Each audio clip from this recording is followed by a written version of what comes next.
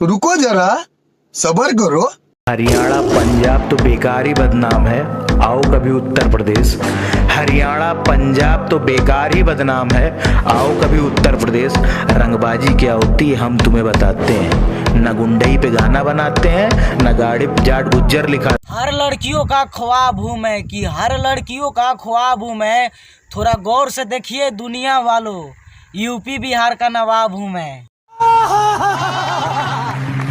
उत्तर प्रदेश की शान क्या है ये तुमने पढ़ रखा होगा।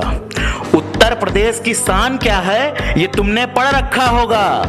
कोई लौंडा मिले तो सलाम करना उसे, जिसने अपना पता आजमगढ़ रखा होगा। कि जादे गर्मी बा तोर देहिया में उ सब झाड़ देब, कि जादे गर्मी बा तोर देहिया में उ सब झाड़ देब। आ बेटा बिहार के लइका से बराबरी करबे, कि बेटा बिहार के लइका से बराबरी करबे। हई जमीनिया में जिंदा गाड़ दे। यूपी के लौंडे को क्या समझाता बे, तेरी धमकी से डर जाएगा। यूपी के लौंडे को क्या समझाता बे, तेरी धमकी से डर जाएगा। हथवा डाल के दाग देंगे, 36 दिन तक मुंह से धुआं आएगा। बिहार बरांड ह बरांडे कहाई, कि बिहार बरांड ह बरांडे कहाई। आ जे बेटा बोली, कि जे बेटा बोली उहे सबसे पहिले ठोकाई।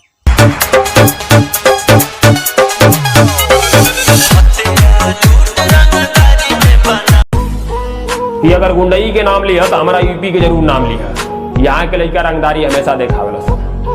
कि अगर गुंडई के नाम लिया तो हमारा यूपी के जरूर नाम लिया। यहाँ के लड़का रंगदारी हमेशा दिखावेला।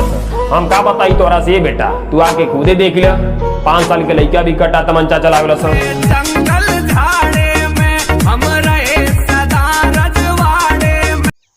कि बिहार के बराबरी करबे तो चल जइबे जान से, कि बिहार के बराबरी करबे तो चल जइबे जान से। आ हम ऊ बिहारी हई बेटा, जिहिला शान से। आज जेल होई, कल बेल होई।